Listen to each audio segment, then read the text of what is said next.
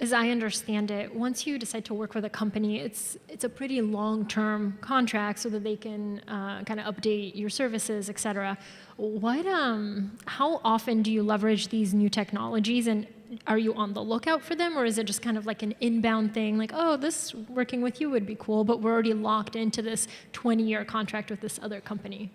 Yeah, I mean, I was in the intelligence unit in Boston. We had a lot of very tech-savvy people in my office, and whenever the commissioner would go on the road to a major city meeting, or he'd come back with a couple of numbers, and he volunteered us to meet with them because they have the newest and the greatest technology. So I found ourselves meeting with a lot of companies, but the sad reality is we didn't have any money. We never had the money to invest. So we've been, like you mentioned, we've been saddled kind of with a company that we wanted to get away from, and now we're moving into a new company we're all excited about. So I think the offers, there's many of them coming in, but you're limited as to what you can do, so you got to make good choices.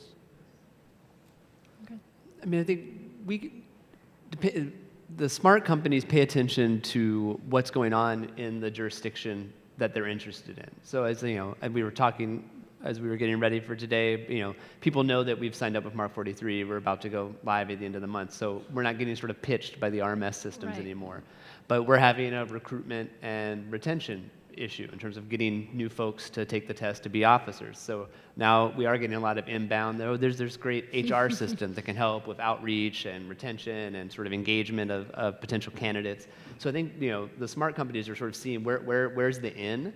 But then as Paul mentioned, I think the biggest thing is the realization that you have to be flexible in your model, because we are going to be generally pretty slow. I mean, sometimes we can, depending on the city and the circumstance, there are ways you can sort of short run the traditional process. You can piggyback on other competitive contracts if your city contracting rules allow that. But companies have to be willing to, it's an investment in the front end, which I think sort of an older model company wants to get paid from day one. And it's hard for, I think, cities especially, and this probably really started in 07, 08 with the downturn, of like, I've got to pick and choose when I'm buying, and I'm not going to give you $3 million and then hope 2 years from now it works. It's like, no, I'll give you the money when we have the thing. And it's a different approach, which I think just people have to be comfortable with. I mean, obviously, I think that's why people like government contracts. Like, you're gonna get the money, when the contract's signed and the product's delivered, just because of the way budgeting works. You're not gonna cancel a contract like a private entity might, but it is a slower and more methodical process.